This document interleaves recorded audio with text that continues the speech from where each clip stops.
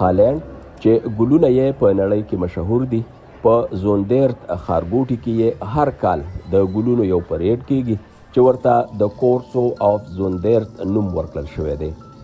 سږکال هم په دې پرېډ کې له اوسپنې، لرګي او ګتې جوړې شوې لوی هنري نمونې چې په ګلونو کې پټې کړل شوې وې نندارې ته وړاندې کړل شوې.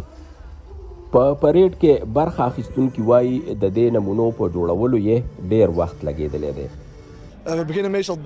موږ تر دې پرېډ 3 میاشتې وړاندې کار پیل کړ او د پرېډ په شپه مو هم پکې تر سبا پورې کار وکړ. اوس دغه دی ستاسو په وړاندې دی.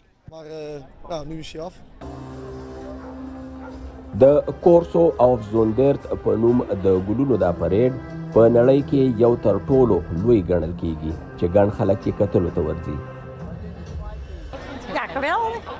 دا ډېر ښکلی او حیرانوونکی پرېډ دی. په دې پرېډ کې د یو لیوه، هوټل او روبوټ په شمول یو شمېر نمونې نندارې ته وړاندې کړل شوې. دا ډېر خوندور پرېډ دی. زما خو پکې تر ټولو ډېره د هوټل نمونه خوښه شوه.